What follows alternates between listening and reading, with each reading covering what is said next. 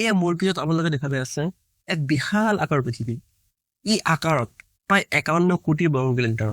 ইয়াত প্ৰায় 200ৰো অধিক দেশ আছে, 7টা মহাদেশ আছে, 5টা মহাসাগৰ আছে। মানুহ থাকিবলৈ ধুনীয়া ধুনীয়া দাননি খেতি, ধুনীয়া সাগৰ মহাসাগৰ, পাহাৰ পৰ্বত সকলো ইয়াত আছে। এই চাব পাৰিছে আপোনালোকে আমাৰ সৌৰজগত। ইয়াত টোটেল 8টা গ্ৰহ আছে। এই 8টা গ্ৰহৰ ভিতৰত পৃথিৱী একমাত্ৰ গ্ৰহ য'ত মানুহৰ উপস্থিতি বা জীৱৰ উপস্থিতি সম্ভৱ হয়। এই পৃথিৱীৰ বাহিৰে আমাৰ বেলেগ কল্পনা কৰা এতিয়ালৈকে সম্ভৱ হোৱা নাই। ইয়াৰ বাহিৰে বেলেগ আমাৰ অপচনে নাই।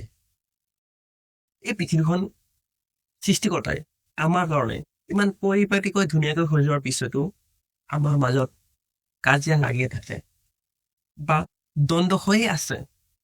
ইয়াৰ ভাবকচোন, ইউক্ৰেইন ৰাছিয়াৰ মাজত যুদ্ধ চলি আছে, তাত কিমান নিৰীহ মানুহৰ হত্যা হয়। পেলেষ্টাইন ইজৰাইলৰ মাজত যুদ্ধ হয়, সৰু সৰু ল'ৰা ছোৱালীৰ মৃত্যু হয়।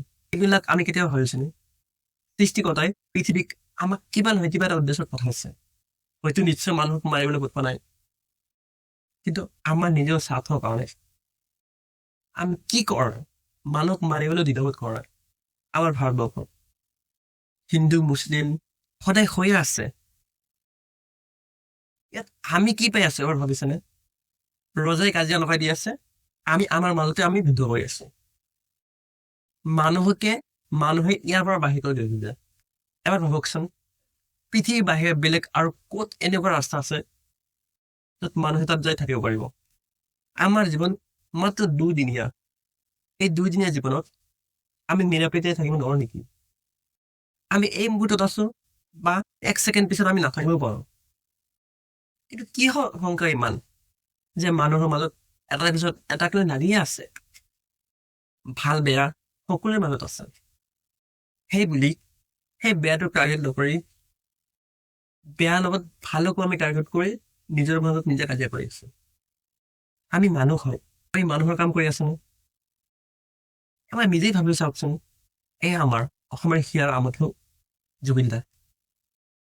আমাৰ মুখ্যমন্ত্ৰীয়ে ঘোষণা কৰোঁতে এখেতক হত্যা কৰা হৈছিল। আমাৰ অসমৰ কাৰণে ইমানেই মৰমৰ আছিল যে কোনেও ইয়াত বেয়া পোৱা নাছিলে।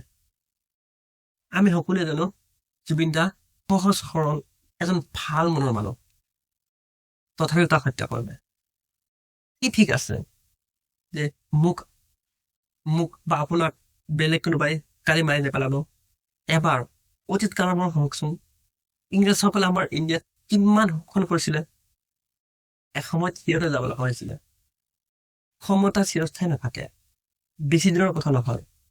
এতিয়ালৈকে 100 বছৰে হোৱা নাই সিহঁতে আমাক শোষণ কৰিছিলে, শাসন কৰিছিলে। কিন্তু ক্ষমতা সিহঁতে আমাৰ এই এসময়ত যাব লগা হৈছিলে। এই পৃথিৱীত কিমান ভাল ভাল মানুহ আছিলে, আজি কোনো নাই। মই বা আপুনি নাথাকো, তেন্তে কিহৰ ইমান অহংকাৰ যে মোক ইয়াত থাকিব নিদিব, বা আমাৰ জাতিটোক ইয়াত থাকিব নিদিব, বা আপোনাক থাকিব নিদিব? এই পৃথিৱীৰ বাহিৰে বেলেগ আমাৰ অপচন আছে নেকি? আমি ক'ত যাম? এই 2 দিনীয়া জীৱন লৈ আমাৰ মাজত ইমান পাৱাৰ ক'ৰ পৰা আহে? আমি কিয় মানুহক খেদিম? এইখন পৃথিৱী সকলো জীৱৰ কাৰণে হয়, মানুহৰ কাৰণে হয়, জীৱ জন্তুৰ কাৰণে হয়, সকলোৰে কাৰণে হয়। তেন্তে আমি 2 দিনীয়া জীৱনত মিলিজুলি থাকিব নোৱাৰো নেকি? বলকচোন এবাৰ মিলিজুলি থাকি চাওঁ। মোৰ অনুভৱ নিশ্চয় স্বৰ্গৰ নিচিনা হৈ যাব। মানুহক মানুহ হিচাপে ভাবকচোন, আৰু অপৰাধীক অপৰাধী হিচাপে শাস্তি পোৱা তেওঁৰ যোগ্য, সকলোৰে কাৰণে হয়। বলক আমি সকলোৱে মানুহ হিচাপে থাকিলে শিকো। ত' আজিকালি এইখিনিয়ে। কিবা যদি ভুল কওঁ মোক ক্ষমা কৰি দিব।